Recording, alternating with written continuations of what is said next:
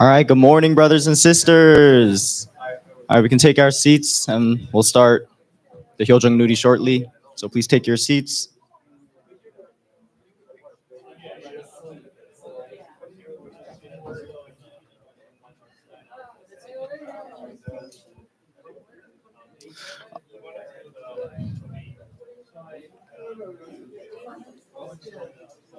Just start.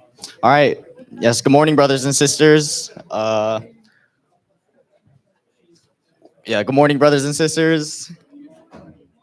Yes, hello. I am your MC for this, this month's Hyojung Nuri. My name is Toshiaki. Maybe you've seen me around, but I've been gone for the past 3 years on GPA. But I'm back, so yeah. Yes. So with that, we'll go right into our announcements for this week. Oh, I have to click it. Oh, sorry, I'm new to this, but okay, yes. Yes, next week's Sunday gathering. Yes, please join us September 8th at 10 a.m. to honor all our grandparents in our community. And so we'll have testimonies prepared for that. So something to look forward to next week. Yes, and Camp Shahakwa, I personally have never attended this, but I'm sure it's really great. Early bird registration ends September 10th. So if you or your family wants to attend, then yes, early bird registration ends September 10th. And that's the website in the bottom if you want more information. And Worship in the Woods and Fall Festival, September 22nd. And yes, if you'd like to be a vendor or a volunteer for the event, then you can check your emails and sign up to be a vendor or to volunteer for this event. So right here, exactly. Yeah, this will be happening here, Worship in the Woods and Fall Festival. Yeah, in the woods, not on the property. Yes. And next we have the Cheongshimwon Singles Retreat. This retreat's happening, or the one that's coming up is just September 14th for 17 for singles between 20 to 29. And I believe we have a video prepared to talk more about the Cheongshimwon Singles Retreat. So if you could bring that up.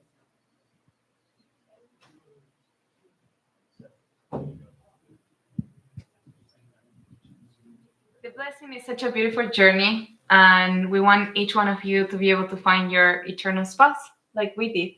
And we know that for that, you need a lot of spiritual support. You need a lot of mentorship.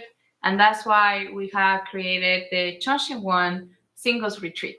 So this Cheongshimwon Singles Retreat is a very similar format as the 24 plus, but for those who are connected or are open to do the journey in the Cheongshimwon, receiving a spiritual guidance. There's nothing that is mandatory for you to participate, but it's an opportunity for you to join and receive a spiritual guidance.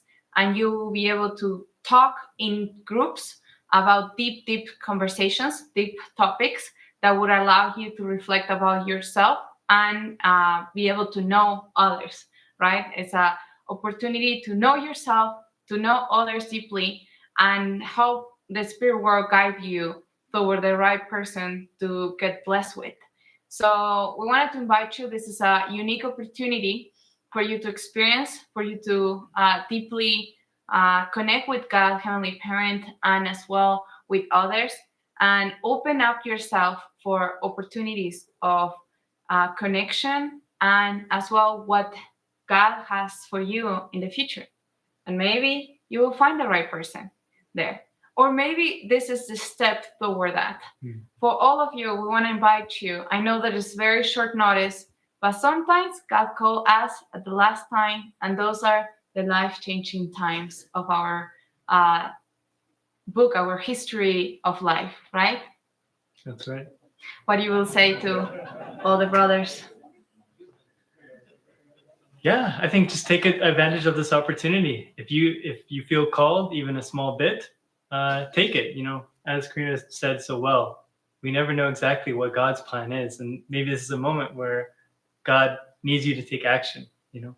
So yeah, just if it is something that you feel a little bit of a pull, I'd say run with it, give it a chance. It really could lead to your spouse, or maybe indirectly, it might just lead you to the next step that you need to take to prepare yourself to get ready. Our commitment is to create the best environment, spiritual and as well emotional and intellectually, for you to do these steps. And we are very excited to see you there in Las Vegas. See you. Thank you. Yes, I guess that doesn't pertain to most of us here, but for like Ayrton or Sunil or myself. Hey. All right. Yes, thank you for that. And yes, we'll have an event by the Women's Federation for World Peace called the Bridge of Peace, a transformative and reconciliation from the inside out. And I believe that's, yes, happening here Sunday, September 29th, after Sunday service. Yes. Yeah, the keynote speaker is Nagma Sure. Stress the.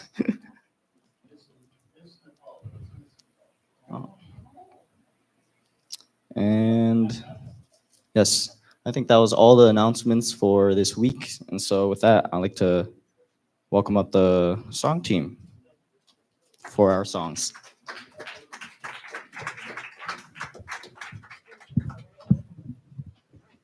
Good morning, everybody. Welcome to our Hyojang Nori service. This is for the youth.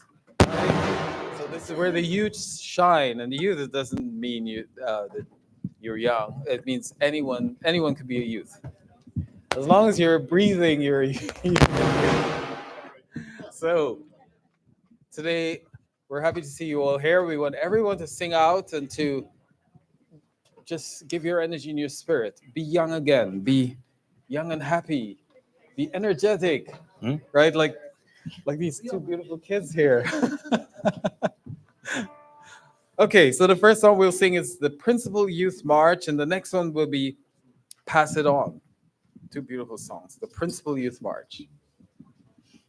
We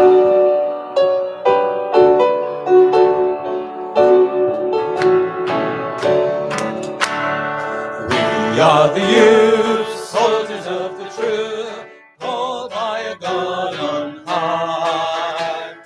Now is the time, march to the world, sounding the battle cry. Too long the dark night of sin held in fear the people of the world. We'll drive the darkness away, bringing in the new day. Lift high, lift high, the banner of truth. High, march forward, crossing the sea to the ends of the earth. Heaven and earth. Heaven and earth, all are made anew, blessed by the light of God. Evil sin vanish away, burn in the holy fire. This is the land of the heart, every people living is one. Glad voices filling the land, sing a joyful song. Lift high, the banner to the heart. March forward, crossing the Proud is my heart. Proud is my heart, bursting with my hope. We are the youth of God. See how we go, moving as one, marching at His command. 5 colors shine in the ranks. Every people, every race of man will shake the heavens and earth with the victory song. Lift high, Lift high, lift high, lift high. the banner of truth on high. Lord, your word crossing the sea to the ends of the earth. Lift high, Lift high, lift high, the banner of truth on high. Lord, your word crossing the sea to the ends of the earth. lift high. Lift high, lift high, the banner of truth on high. Lord, your word crossing the sea to the ends of the earth. Amen. Lift high the banner of truth. Pass it on to be the next song. It only takes a spark to get a fire going. Here we go. Let's see the fire in you.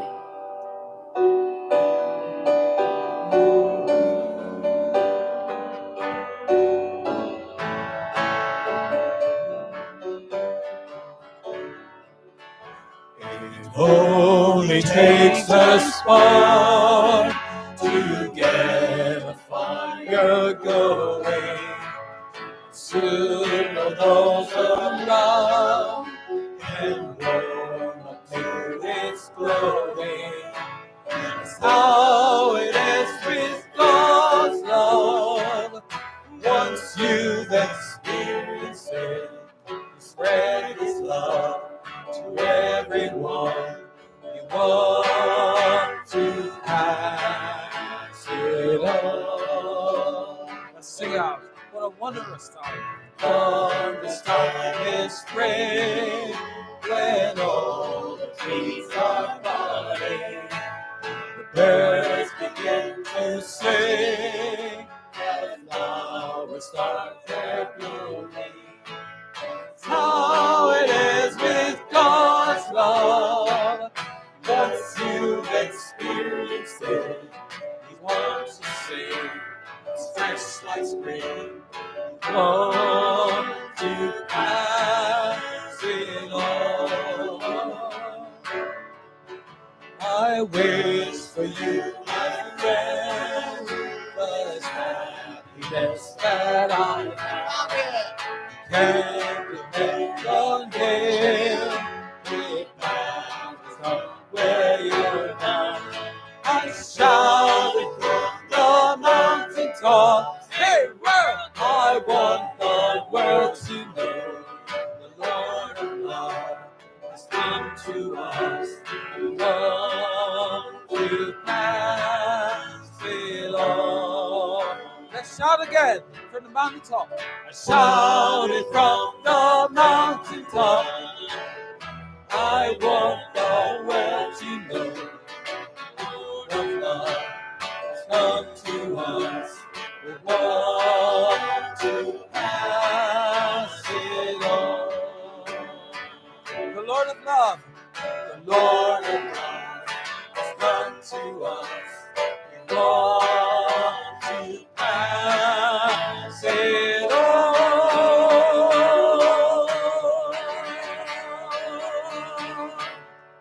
Amen.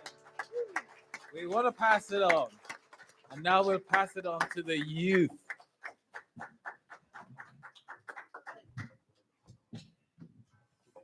All right, thank you so much, song team. Let's give it up for our song team one more time.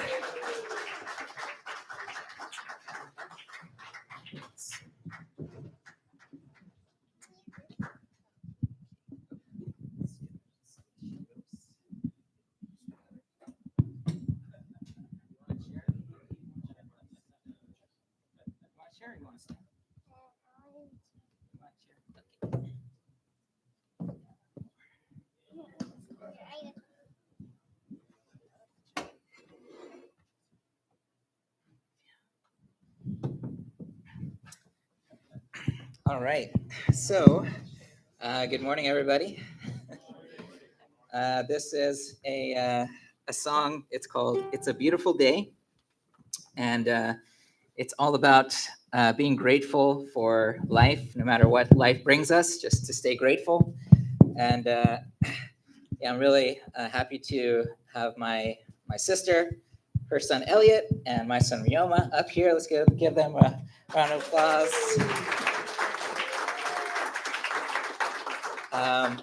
So yeah, we've been practicing this nonstop the past few days.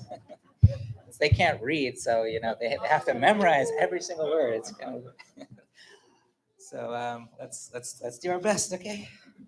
Oh wait, get this one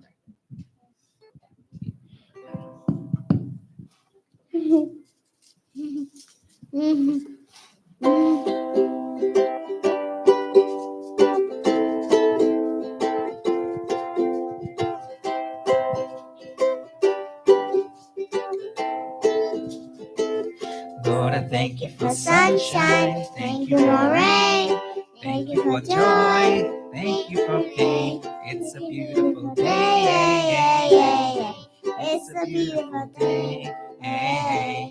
Lord, I thank you for sunshine, thank you for rain, thank you for joy, thank you for pain. It's a beautiful day, it's a beautiful day.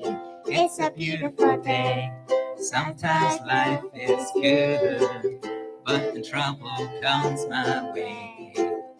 But whatever happens, Lord, I thank you for this day.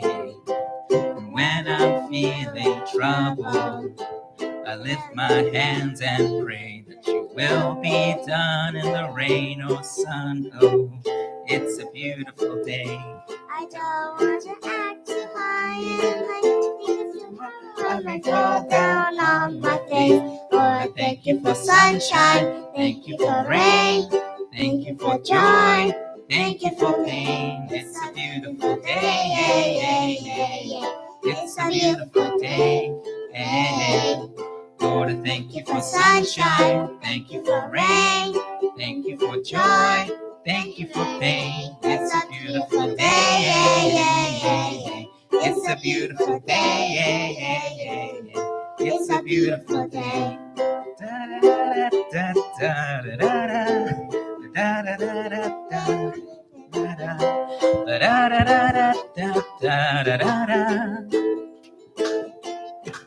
I give thanks when I'm feeling lonely. I give thanks when I'm feeling bad. I give thanks in the morning, give thanks in the evening, and thanks when I'm feeling sad. I don't want to act too high and bad because tomorrow I might fall down on my face. Lord, I thank you for sunshine, thank you for rain, thank you for joy, thank you for pain. It's a beautiful day. It's a beautiful day. Lord, I thank you for sunshine. Thank you for rain. Thank you for joy. Thank you for pain. It's a beautiful day. It's a beautiful day. It's a beautiful day.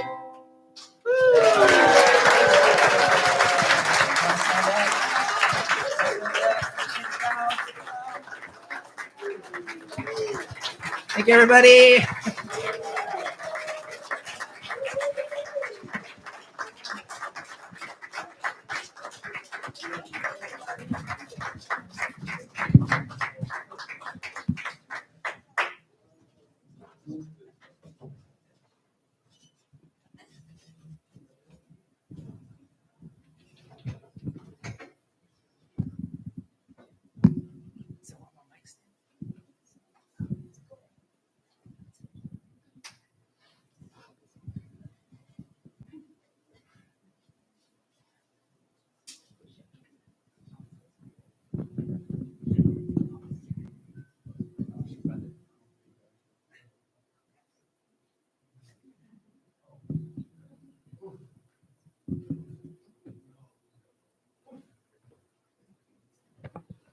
Please join me in prayer. Dear Heavenly Parent and beloved true parents in humankind, thank you for this opportunity for us to really just gather here together as one. And I really pray that you could join us during this Hyojung Nuri this morning, and that you could be with every single performer and performance. But we truly are so grateful for you, and we really invite you this morning. And I thank you for this weather, this opportunity. But yes, I really hope that everyone today can get home safely and really can enjoy this time. I hope that we can enjoy this time with you and spend this time with you. But I report this prayer in gratitude. In my name, Colin Mizuguchi, second generation of the Mizuguchi family. I love you, and Aju.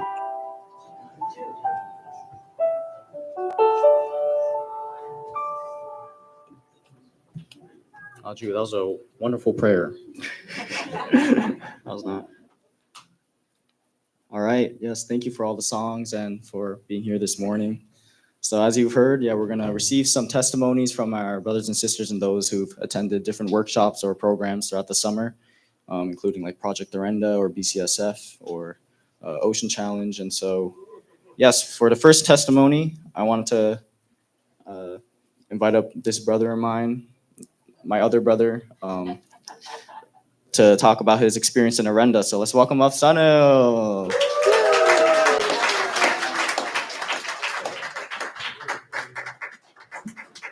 Hello, good morning, everyone. Yes, I hope everyone had an amazing summer.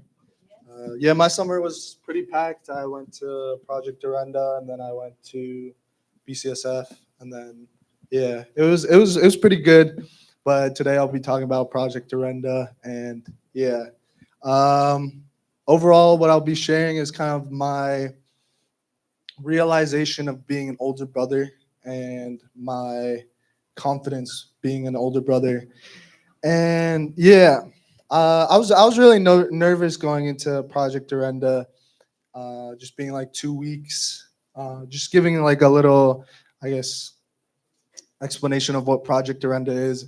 It's a 2-week program for high schoolers, and yeah, they start off fundraising, and then we throughout the 2 weeks also have like more fun activities, and it's more like for the purpose of going out in the wilderness and just kind of experiencing nature and experiencing God through nature. And yeah, so yeah, going into Project Rwanda, I was pretty nervous. But yeah, I'm usually nervous like staffing for workshops. But yeah, overall, Arenda was an amazing experience, and yeah, like we started off with just having fun. We went water rafting, we went cliff jumping, zip lining. Um, Actually, like Chris over there, he was on my team. Yeah, but it was really good experience. And yeah, something I wish I caught sooner was I noticed that like the team wanted a lot more than just all these fun activities. Because yeah, it was nice in the moment just experiencing, especially as a team leader. It's nice just to see like my team like having fun and just enjoying themselves. And so yeah, it was nice just like being present in the moment. And then but yeah, and so something I realized is that like the team wanted more like internal focus, and I could see that like especially since it was an older group, they wanted more deeper experience. And so that's something that we caught on as team leaders. And moving forward, we had more time during the evenings to make it more internal, and we had yeah deeper activities. And in the moment, I felt like the activities that we did was really good, and it kind of got everyone to be more vulnerable. But it was what happened after that really I felt had made a more impact in how we were going about as a team for the rest of the time in Arenda, was just kind of it felt like the team was more vulnerable, just and like getting deeper. Like as a team, I felt like they could come up to the team leaders a lot more, just like one on one or like even just in a group setting. And so yeah, I felt like it was a good switch to go more deeper as a team. And yeah, I think the first few times I was talking one on one with some participants, something I realized is like I stand now as an older brother to a lot of these kids, and yeah, I kind of like thought about that throughout this past year, but it hit me a lot more that like I am an older brother, and so yeah, I just took time to listen to these kids and listen to them, and I think listening is a very important way of expressing love, and it's something I've thought about a lot. And yeah, I enjoy listening to everyone, and yeah, so I took a lot more opportunities to just hear everyone on the team out and talk with them, and it made me realize that yeah, I am an older brother, and moving forward, I want to be a better older brother. And yeah, I think that was the turning point of just feeling a lot more confident. And yeah, I feel like it also like changed how I went about like the rest of the summer too, because it also affected like how I was on BCSF. I think it helped a lot also growing a stronger relationship with my younger brother Norman. And yeah, we talked a lot more and a lot more on like deeper things. And yeah, I feel like that was a lot due to Arenda and just yeah, my experience of being an older brother. And yeah, so overall, like that's something I want to do a lot more moving forward is be more confident that I stand as an older brother to a lot of these kids, especially during Sunday school and during uh, youth ministry. And yeah, that's something that I'm really excited to kind of work on. Just being an older brother to everyone around me. Yeah, thank you.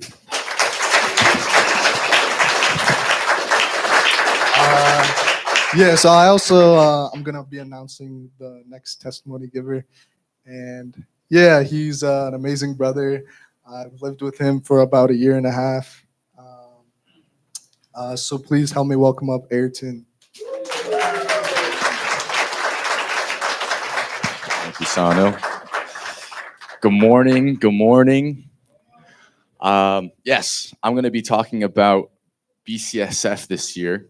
For those of you guys that don't know, it's Blessed Cultural Sports Festival. Sometimes it's confused. Blessed Children's Sports Festival. Blessed Cultural. Yes. But yeah, so my role for BCSF is I'm the sports coordinator. So I'm in charge of all the sports, making sure each sport happens and it goes through the 4 days. And this year was the first year in BCSF history where it did not happen on the East Coast. It did not happen at UTS like it normally does. And that's a really big change where yeah, we don't have a property like UTS, so we had to find one. So we spent like 6 months looking for one, and we finally found like a Girl Scout camp. And yeah, this year, as staff, we were very nervous about how it would turn out. Like we were thinking, who the heck would want to come to Indiana, some random state in America, some random flyover state? To play sports. Like nobody's gonna, and especially at a Girl Scout camp. Like, oh my gosh. I don't even want to go. And I love Sports Fest. No, I'm just kidding. I always wanted to go. So when preparing for it, we were like so nervous that this year it was like this is the end of Sports Fest. Like Sports Fest was very reliant on UTS and having such a beautiful property that this is the end. No more. but that didn't happen, thankfully. But yeah, it's just a little for Sports Fest. I myself played volleyball, got first place, guys. So I represented New York well, you know, first place for volleyball. There's some of my team, Joseph Shirnov in the back over there, and also Colin gave a fire prayer. Round of applause, round of applause. Also, New York got first place for badminton. Denthu Leary, he represented badminton, you know, got first place for that. But yeah, BCSF was I would say very successful this year, even if it was not as big as it was last year. Last year we hit around 700 to 800 people, and this year we hit 400 people. But again, random state, flyover state. Nobody wanted to go to Indiana. Very successful, I would say. And afterwards, after the whole experience of Sports Fest, we were kind of reflecting, or I was talking with Denthu on our ride back, you know, 12 hours, driving in a massive U-Haul truck with the stage and all the sports supplies in it, just listening to an audiobook and talking. And he was saying, I was like, yeah, Denthu was saying, this is actually such an amazing experience that Sports Fest was actually able to happen. And it was able to happen with a group of volunteers, most of them in their early to mid 20s and like 2 or 3 in their late 20s. Nobody was above 30. And this was able to happen of straight volunteers. So like 400 people were able to come in. We were able to organize everything. And yeah, something like this, Denthu was saying, has never really happened before in our movement, where such young people, at least in the past, I don't know, maybe like years ago, like in the prime of our church, there might have been things like this happening before. But recently, you know, in my lifetime, with having such young staff, like very little experience to having such a successful year, has not happened so much before. And even just dealing with, you know, a Girl Scout camp that has only ever rented out to Girl Scouts, and you know, there's no men's bathrooms at the Girl Scout camp, just girls. It was like, where do we go to the bathroom? I don't know. Figure it out. Exactly. But yeah, and so while creating Sports Fest, you know, we really just focused on wanting to create something where, even if it's in Indiana, in the smack middle of Indianapolis, right, driving here, all you saw was corn. No, I'm just kidding. It was just trees. Wheat as well. But right, even if it's in the middle of nowhere, creating something where people would still want to come to a place like that, just to be in the community and play sports together and meet everybody. And so that's all we focus on when creating it. And yeah, and I can confidently say now that Sports Fest, it's been through so much. It's been through COVID. It never died throughout COVID. We've lost UTS. Hasn't died without UTS. And so it's something very proud for me to say. And I'm sure of the past, I'm sure people that have staffed BCSF, that's still going strong, that hasn't died and doesn't seem like it's going to die anytime soon. And yeah, especially this year, it was very inspiring. I had a lot of people come up to me and ask, like, how can they help with Sports Fest? How can they help, like, make it better? Like they're asked, like, can I staff or can I do these different things to help out? Because, yeah, and just hearing that, it made me think, like, oh wow, we're creating something where, yeah, people will come to, but it's also we're creating something that people want to help. You know, they don't want to just like sit there and do nothing. They want to help, be a part of something that's bigger than they are. They want to be a part of something that's eventually will hopefully grow to be even bigger. So, and they want to be a part of that as well. And they want to be a part of that growth. Yeah, so it was a really successful year this year. It was really fun. I'm excited to see how it's going to be next year. We have no idea where it's going to be next year. We can't go back to that place for reasons. But yeah, I'm really excited to see, you know, especially once we get a property back, a property that we can invest into. I feel then Sports Fest can help be the catalyst of creating a community there, or be a catalyst of creating stuff that can really make our movement skyrocket into being what it once was again as a national community. But yeah, I mean, that's all I really have to say. Sports Fest was great. You should come next year. All of you guys are welcome. But yeah, thank you. Well, Justin. Thank you, Ayrton and Sunil. Great testimonies. Wait, Ayrton. Actually, Sunil and Ayrton. Actually, I'd like to ask you guys to come back to the stage. We have an important announcement that we want to share with everybody. So many of you know that Ayrton's been serving as our youth pastor this past year. He's done an amazing job really reviving our youth ministry, bringing so many of these young people together. You know, they've been doing sleepovers almost every weekend, and I know that the kids always have a really great time at youth ministry. And so the first announcement is that Ayrton is going to be graduating from that position. Let's thank him for what he's done. So a little thank you for you, Ayrton. And the second announcement is that Sunil will be stepping up as the new youth pastor. Let's give it up for Sunil. So yeah, I want to just thank both of these guys. You know, they've worked so hard. Sunil's worked really close with Ayrton this past year, and now he's inheriting that role as the youth pastor. And I'm sure youth ministry is just going to continue to grow to become, you know, an amazing, more and more amazing program. So thank you guys both for the investment. Thank you, Sunil, for taking over. Thank you, Ayrton, for this past year. And yeah, yes, thank you.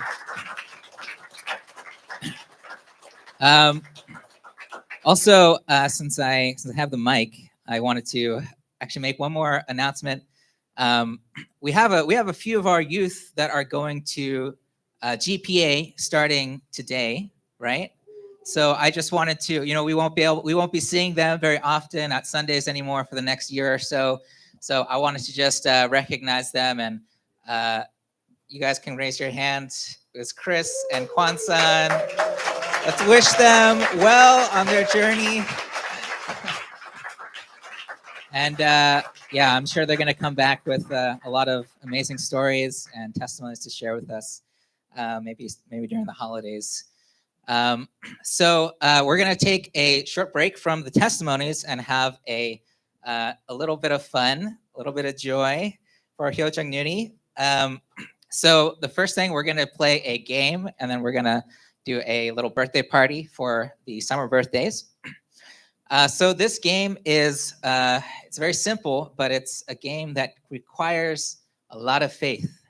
So this game is all about, you know, channeling the spirit world and really hearing that voice of God. So it's a very spiritual game. It's called Rock, Paper, Scissors. So I think you all know this game, right? So the way that we're going to play is I'm going to say rock, paper, scissors, shoot. And on shoot, I'm going to put up something, and you all have to put up something, okay? Either a rock, a paper, or scissors. So if you lose, then you sit down, okay? If you lose, you sit down. We're going to have a few rounds until there's just a few of us left, okay? And then when we have about 6 people, we'll invite them up the stage for a final round until there's only one more left, okay? All right, so everyone, let's all stand up. Oh, no, you're only versing me. So you just got to see what I'm doing on the stage, okay? Okay? All right, are you guys ready? All right, rock, paper, scissors, shoot! Oh, okay, so if you had a paper, you sit down. Everyone else, you can stay up, okay? So papers, all the papers, sit down. Okay, ready, one more time, ready? Rock, paper, scissors, shoot! Okay, so if you have a rock, you got to sit down. All right, we're getting down to a smaller crowd. Ready? Rock, paper, scissors, shoot! Any papers? Oh, wow. That was pretty good. You guys are catching on. Ready, rock, paper, scissors, shoot. Okay. So any rocks? You guys sit down. How many have left? 1, 2, 3, 4, 5, 6, 7. Okay, one more round. Ready, rock, paper, scissors, shoot. Okay. Rock, sit down again. Ready, rock, paper, scissors, shoot. Rock, paper, scissors, shoot.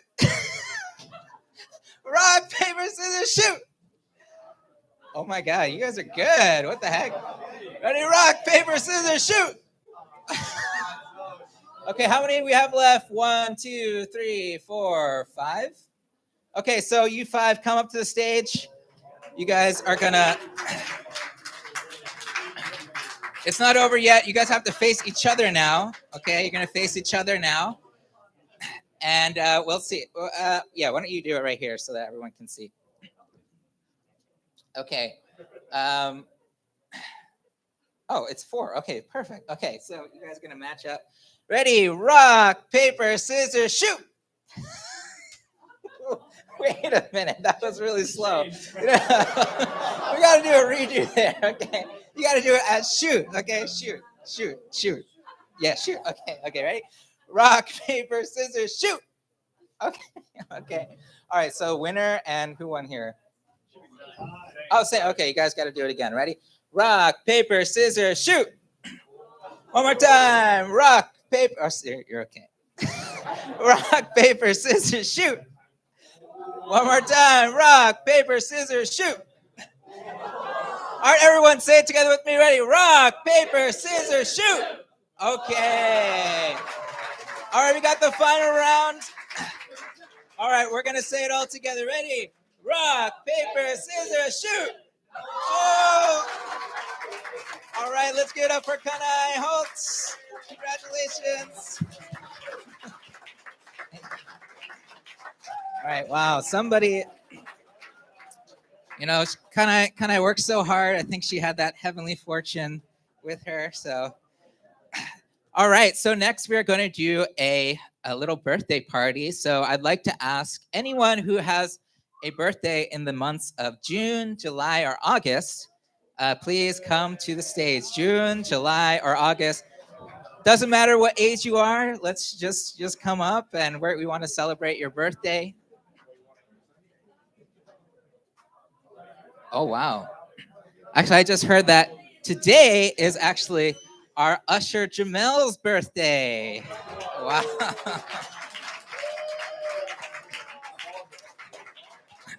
All right, so Jamel, you got to stay up at the front.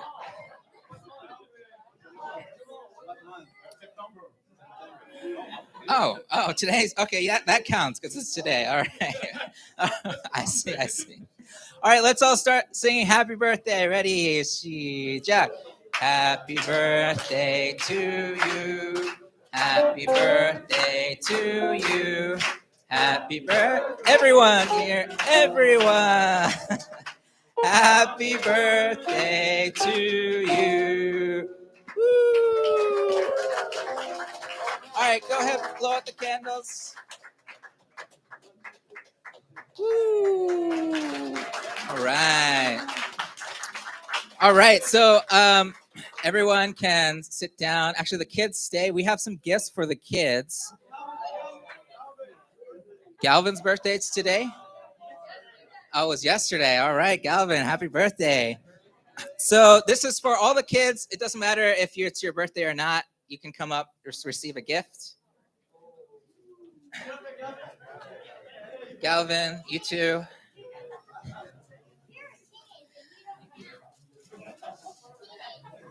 Yoma, you too. All the kids can get a gift. Joy.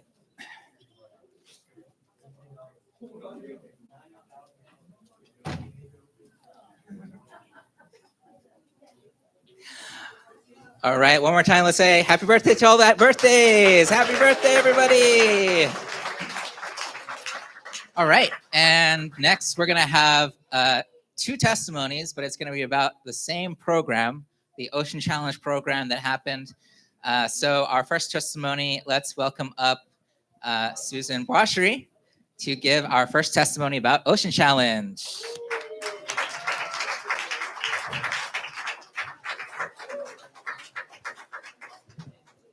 Yeah, so I'm grateful to be here. Is that working? Yeah, that's working. You've heard me talk about Ocean Challenge a lot, so you might be saying, oh, no, not again. But I want to start with a couple of quotes. When two or three come together in my name, there am I with them. That's from Matthew 18:20. And from True Mother, we often took young members with us to fish on the high seas in small good-go boats that my husband had a part in designing. We wanted to raise them to become leaders who could work anywhere. When we stayed in Kodiak, Alaska, young people from around the world came to receive our teaching. I did not lecture or preach to them. I only offered the advice, go out to the sea. On the sea, you will discover what God wants to teach you. So every year as we gather, there's about probably a total of 10 staff, if you count all the captains and the captains in training, the people who run the program and planned it. We gather together with about 20 participants, usually in the age range from 20 to 20s and 30s. And in the beginning, one of the things we do is gather together. Everybody sits in a big circle, and they're asked, what was your first impression when you arrived into Kodiak? And if just for a moment you can just imagine, you're on this plane, you're excited, you're going for this 3-week program in a new place, Alaska, which you've heard a lot about, but you've never been there. And so as the plane comes down through the clouds, and there are always clouds because it's usually raining or maybe foggy. So as the plane descends through the clouds, it's just green.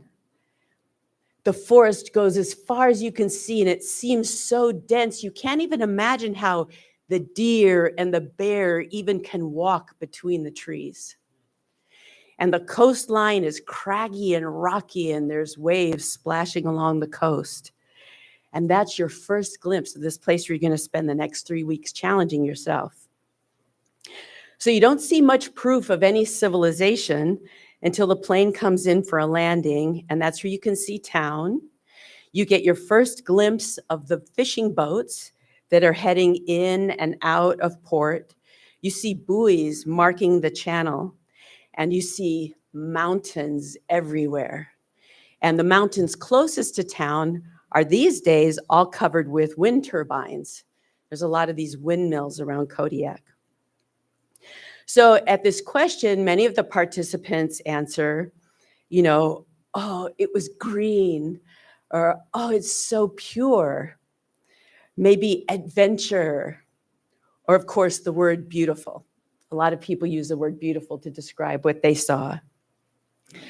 So when I landed in Kodiak for the first time, I was 24 years old, the same age that they are. But the word in my mind was terrifying. Father Moon had assigned me to Kodiak as a member of Ocean Church with a mission to become a skilled boat captain. And similar to many of our participants who are coming to our program from GPA, I had been living in a van and fundraising for the previous 3 years.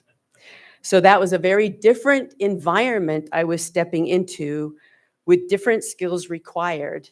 And all I was worried about is, can I go to sea? So I want to ask here, have you ever been afraid or overwhelmed by something you were facing? How about who's going to GPA? You worried at all? Whoa. Okay, great. Rioma, are you worried about school? Are you thinking about kindergarten? A little bit, yeah. He starts kindergarten in 2 days. So it was interesting because one day this summer, as I was walking from, where we stay at North Garden, we live in True Parents' house, and I was walking over to the church where we'd be gathering, it really struck me. I looked up in the trees and they were swaying pretty good. The wind was blowing. It was a windy day. And it was raining.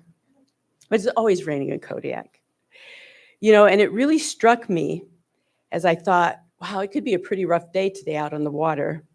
It really struck me, how did this scary place, Kodiak, this place where I was so terrified initially, how did it become my happy place? And that's a little bit about my testimony today. So yeah, you've heard me talk about Kodiak before. The creation there,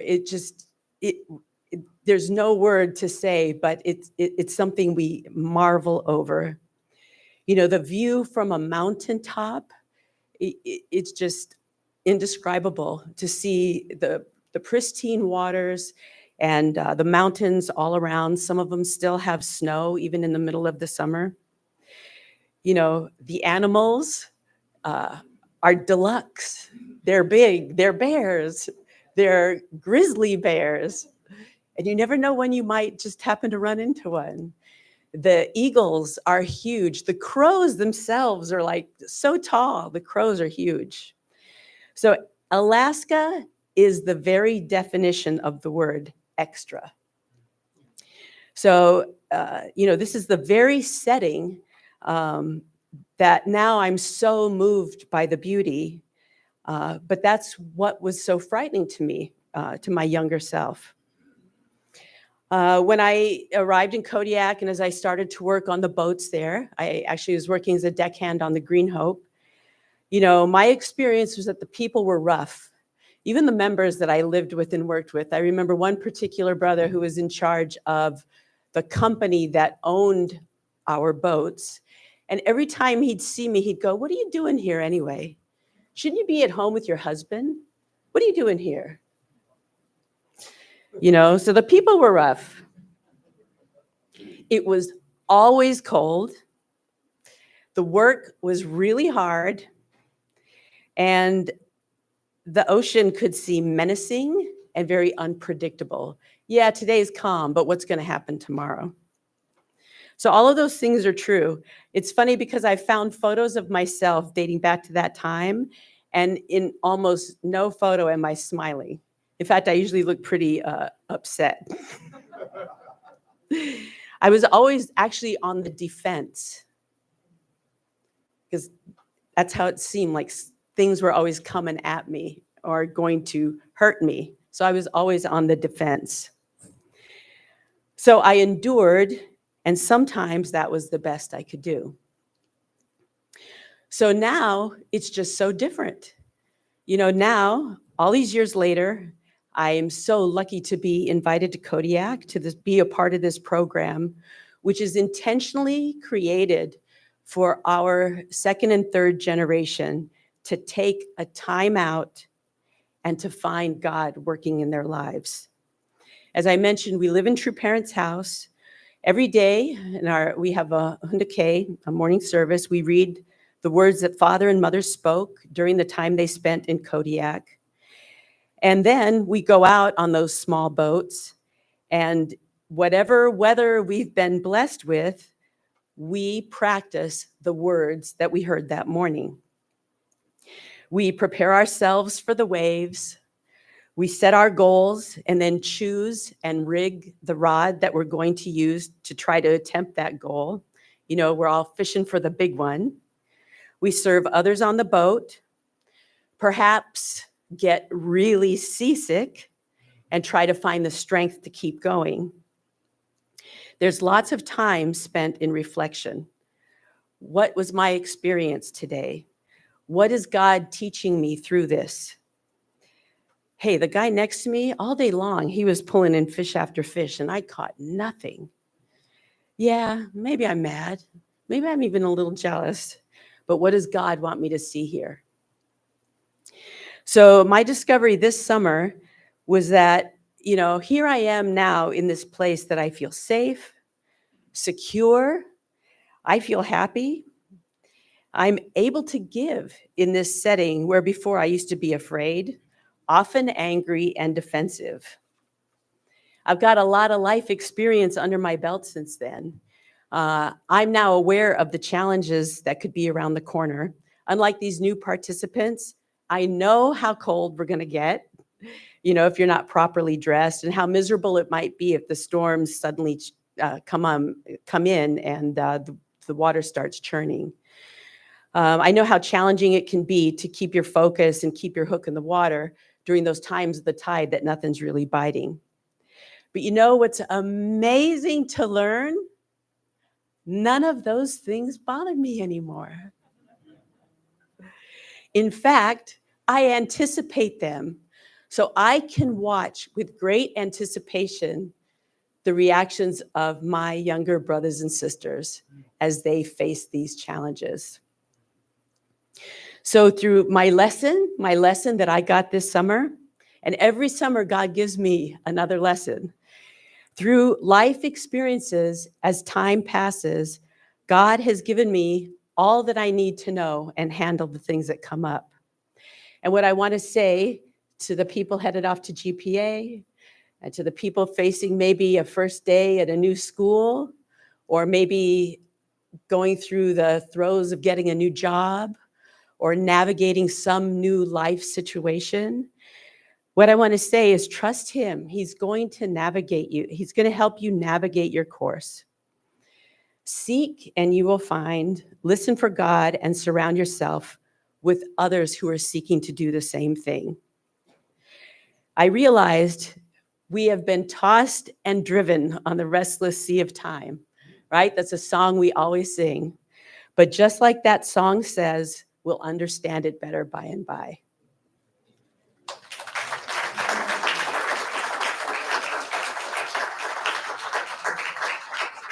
So I get the pleasure of introducing our next testimony sharer, my sometime shipmate, and a man who graduated as a captain in training this year, after this was his second summer at NOCP.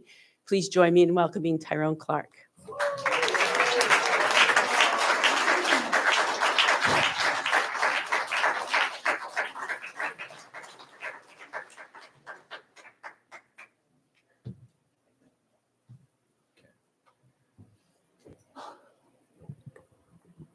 Okay.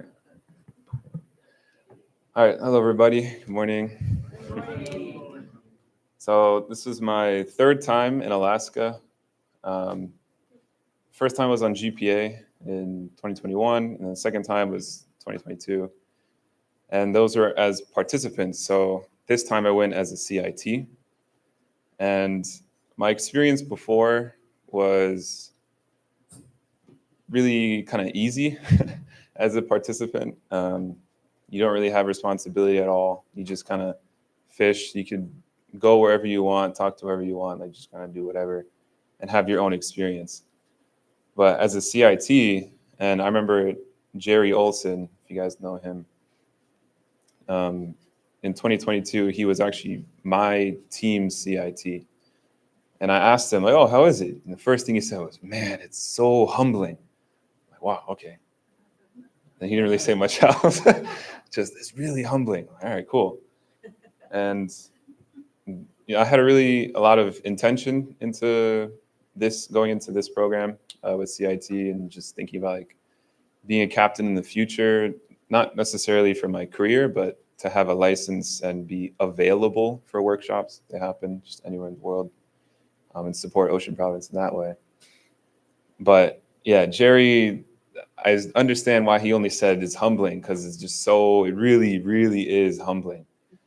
And you get there early as CIT, like a week early, so you can learn from your captains. And my captain was Lucas Bursey. He's the owner of Moonlight, which is it's like 40+ foot boat. And the good goes are 32 feet, I think.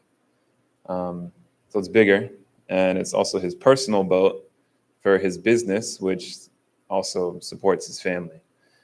So it's not like church property. It's personal property. So my feeling like towards it and my ownership towards his boat and also towards Lucas changed as well. But as a CIT, like before the participants get there, you're learning about so many things I never even thought about as a participant. Like as a participant, you kind of just pick a rod, the boat goes where it goes. I never really thought of how we got here. Just kind of captain picks a spot, and you just go, and we're there, yeah, and then you fish and you catch fish and then you go back, kind of thing. But the depth of what goes into even finding fish and how to anchor and different types of fish, like I learned a lot more about how a fish thinks in a way. And also just driving the boat itself was a lot more difficult than I thought, depending on the weather. Because obviously on a car, most of us have driven a car before. It's really, you can control the car really well. And the road itself never changes. Like, the road's there and you're on it the whole time. You're never off the road. But in a boat, it's like the road is, you're getting off the road and you can't turn if you're in midair. So you have to be really careful with how you're driving. And you also can't go too fast, because if you go too fast over a wave, then you crash down and someone might get hurt or you damage the boat and all these things. So I learned pretty quickly, all you can do when driving a boat is just pick your direction or pick your destination and decide, do I want to go forward or do I want to go backwards? And that's it. Everything else is completely out of your control. The water will do whatever the water wants. It doesn't care who you are, what kind of boat you're on. And there's many stories of true fathers saying you went out like 15-foot waves and blah, blah, blah. Like the weather does not care who you are. It's unconditional. It does this for everyone. But it's up to us as the captain or CIT, the driver, to decide. It's that simple thing. Just where am I going? Do I go forward or backward? That's it. And I've definitely applied that already to my life of faith, and just choosing a long-term goal or even a short-term goal. And, we don't always know how we're going to do something, how we're going to get there, what it's going to be like, what's the experience. You just prepare for it as best you can and just decide to go forward. And that's it, no matter what. And even being staff for this program, I didn't expect it to be like so awesome. Especially the CIT group. It was myself, Michael Bartsevich, Mie Platz, which are all from New York, and then a sister from England, Simran. And I feel like us four got a lot closer really quickly during this program, even the pre-program where you're training. And this being my third time in Alaska, I also know my captain, Lucas Bercy, a little bit. I'd say before the program, a lot of people are intimidated by him or kind of afraid to approach him. But for me, it was pretty neutral. Like I could talk to him, but it's kind of like whatever, just neutral. And maybe on the fourth day that we got there, we go out and drive the boat. And this is personal boat. So if anything, if we're even remotely close to danger, he will take over. What are you doing? What are you doing? Like that, and protect his boat, which I completely understand. I don't, that's his stuff, right? Trying to protect his stuff. But learning from him how to drive the boat, what goes into that, and how to dock the boat, it's not simple at all. Like on a road, you just go forward and back and that's it. But if the road's like shifting this way, but your parking spot is here and you're going like this, you got to make it work somehow. So it's pretty difficult, depending on the weather. But my relationship with my crew, which was Mie and myself and Lucas, developed a lot as well. And although it wasn't perfect and miscommunication, misunderstandings, like, of course these things happen. But I could see from my GPA experience, which is like a really laid back ocean challenge experience, And then the actual program next summer, being a participant and going through the safety course and all that, and being in a bigger group of people that I don't actually know, was also a different experience. And then now being a CIT, really quickly I realized there's a massive gap between participant and captain, just even in terms of pure knowledge and experience. Like it's a whole different program for me going from participant to CIT. And with my captain and Jonathan as well, he's my age, he's 24, he's from Cali. He's also a captain. But you know, he just got blessed. He's kind of starting his blessed life. But for Lucas, he's already blessed. And I could see a lot of really amazing things through him. And yeah, by the end of the program, or even halfway through, he kind of became a role model for me, like a really strong older brother figure for me. And through all the prep we had in the pre-programming, I was really serious about learning how to drive and dock and how to find fish, how to take care of the boat and all these things so I could provide a good experience for participants. There was maybe the fourth or fifth day of the program, we take participants out, not to fish, but just to be on the boat for the first time and do some safety stuff. And I'm pretty nervous. I don't want to mess anything up and just give them a good time. And the weather was extremely beautiful. There was no wind, no nothing. Just the road didn't move. No waves. So it's pretty easy actually to drive that day. But we're going around. I'm super serious and really okay, let's go to the right places and do the right things. And then I see all the participants, or half of them on the boat, just kind of gather at the front, and they're all really happy. They're all really happy. And one brother sees me driving. He's like, "Oh, you're driving? Wow, you're doing such a good job, man. This is great. Thank you so much." I'm like, "Oh, whoa, wow. These guys are so happy. Oh my God." And it felt amazing to be able to give them this experience. I was overwhelmed with gratitude. I was getting a little bit emotional even. And I turned to Lucas to my left, and he's just chilling. This is, another day for him. And it occurred to me wow, this is what Lucas does for his business. He takes people out and fishes. And this is probably because as a participant, I felt like they did every single day, basically, which means the captain's doing a good job. And so my perspective kind of changed. I'm wow, this is what Lucas experiences a lot. He's a really good captain. He's a really good captain. And then, like I said, before, my relationship with him was kind of neutral, and it was growing slowly. And obviously, I want a good relationship with my captain. And yeah, and then he has two kids. One is his oldest is a daughter. She's 2.5-ish.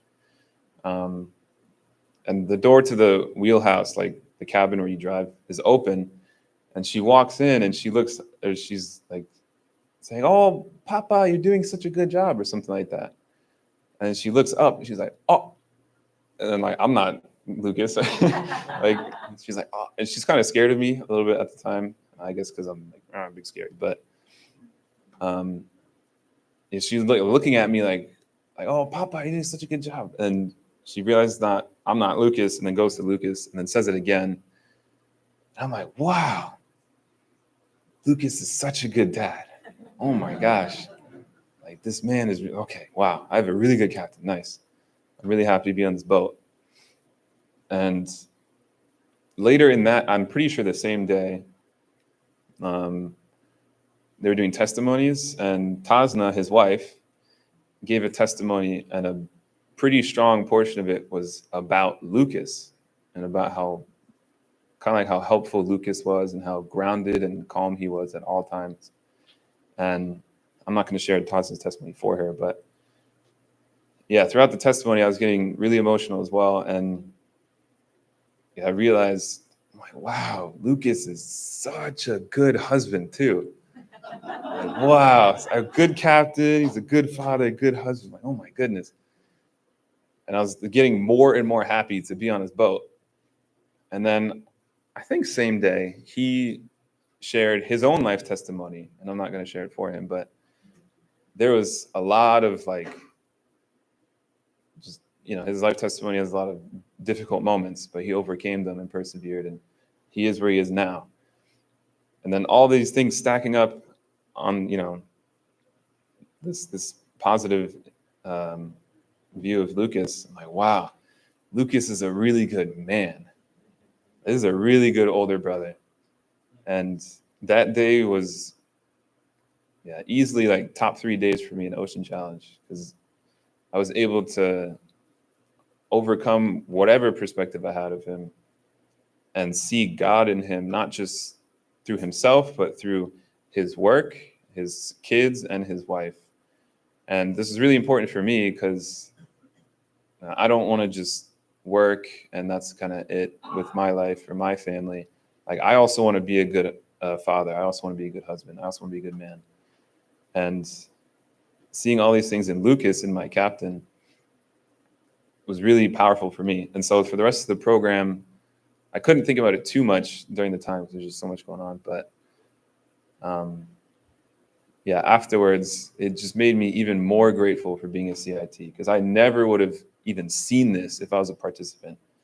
So I would have just experienced that massive gap, that total like lack of understanding just how much a captain goes through, how much a captain needs to do, and what they need to be to even provide Ocean Challenge for others. And through that experience and through many others, I definitely can relate more to Hundake's or True Parents' words about the ocean, or being self-propelling, or overcoming this and that. But also, I understand much deeper why they want us to train on the ocean. It's not just for myself, but seeing examples in other people, seeing God in other people. It's a really beautiful experience. And I encourage everyone, all the young people, or even old men, doesn't matter, everyone to go to Ocean Challenge. And even if it's not as a CIT, just to still go, but just consider it, keep it in mind. So thank you.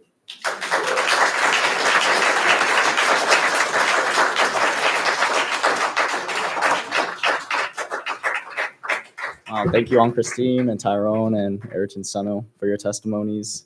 I know all these programs are all programs that nurture our youth, so that in the future we have more leaders that can lead us, and those representing True Parents wherever we go. And so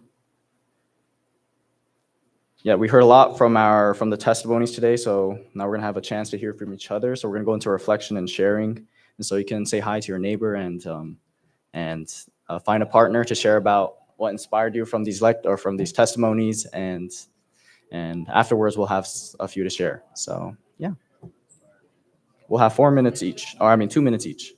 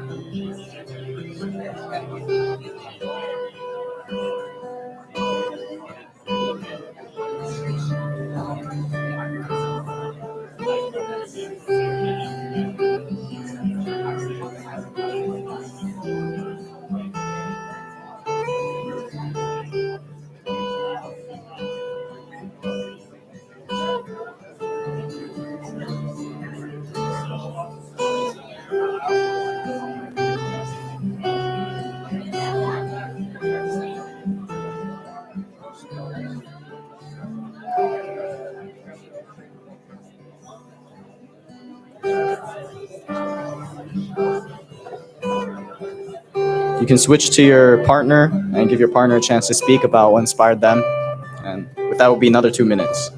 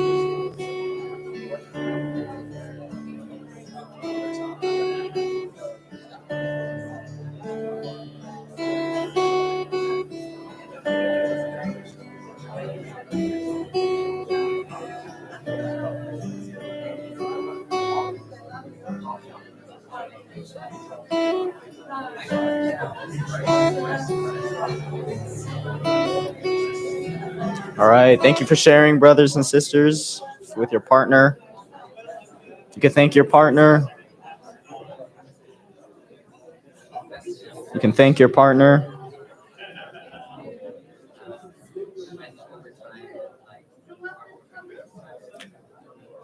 Yes. So would anyone like to share about what inspired them from these testimonies? I know, yeah, we talked about Project Arenda and BCSF. So I know there's some youth here that went to both or either. So if any youth want to speak up, or if any of you guys want to speak up.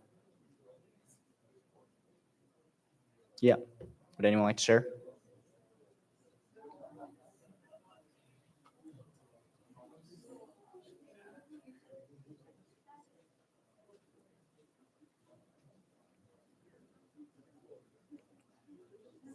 Combin, you want to share?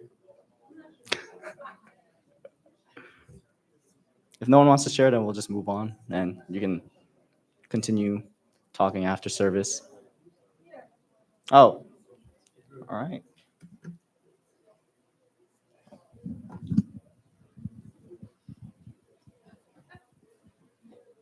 Well, I feel pushed because it really was such a beautiful service. Yeah, and so thanks to everyone for your testimonies, especially Tyrone, right? Yeah, it was very moving. I felt like the theme for me, or the message for me, was really about ownership. For Ayrton, the youth taking ownership over the Sports Fest, for Sunil taking ownership over being an older brother, and Tyrone, the depth that you could understand because you took that extra step, to see from an owner's point of view, a larger point of view. Anyway, it was very beautiful, very moving, and yeah, thanks everyone.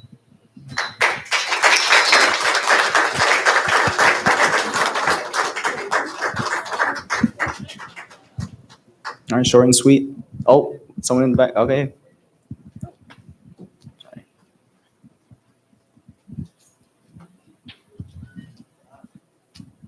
I liked how all the testimonies talk about how everyone's getting out of their comfort zone for like Project Orenda, and then how BCSF is actually first time has moved, and also like how everyone's like, and you also see people starting out in Ocean Challenge and how they are like moving up, and it shows how you need to be out of your comfort zone in order to really grow yourself and your spirit. And I really liked how all these testimonies really kind of showed that kind of spirit and growth. You have to reach past, you know, not just stay at home and, you know, not really stay stagnant, but really move out and experience and grow. Thank you.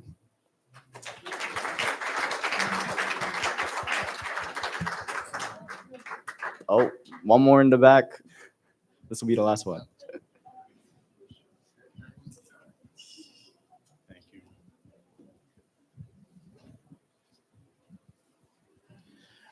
I want to share something short and sweet, something about my wife. And she will not say because she's very humble.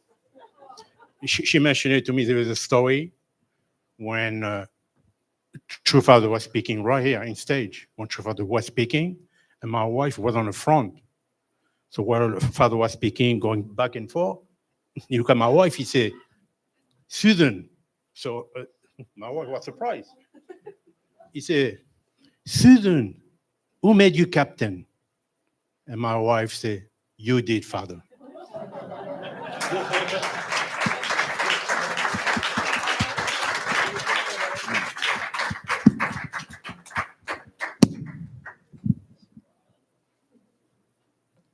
Okay, yes. Thank you, everyone, for sharing. Yeah, that is the conclusion of our Hyojung Nuri, but let's end it off with some spirit and invite up the song team to close off.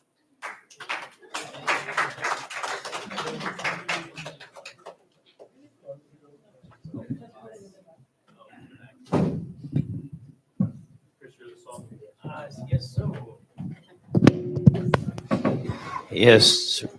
Understand Raul needed to leave for work. So can everybody stand up, please? We're doing Principal Youth March. Yeah. All right. Can you do that one more time? Okay. Who's young? We are the youth, soldiers of the truth. God on high.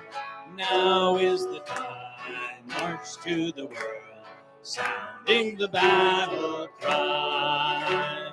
Too long the dark night has been held in fear, the people of the world. We'll drive the darkness away, bringing in the new day. What do we do? Lift high! Lift high! Banner of truth on high. March forward, crossing the sea, to the ends of the earth. Heaven and earth, all are made anew, blessed by the light of God. Evil and sin vanish away in the holy fire. This is the land of the heart, every people living as one. Glad voices fill the land, sing a joyful song. What do we do? Lift high the banner of truth on high. Forward, crossing the sea, to the ends of the earth. Proud is my heart, bursting with my hope. We are the youth of God. See how we go, moving as one, marching at His command. Five colors shine in the ranks. Every people, every race of men will the heavens and earth with our victories. What do we do? Lift high, banner of truth on high. March forward, crossing the sea to the ends of the earth. What do we do? Lift high, banner of truth on high. March onward, crossing the sea to one more time. Lift high, the banner of truth on high. March forward, crossing the sea to the ends of the earth. All righty. Thank you so much. Have a great week.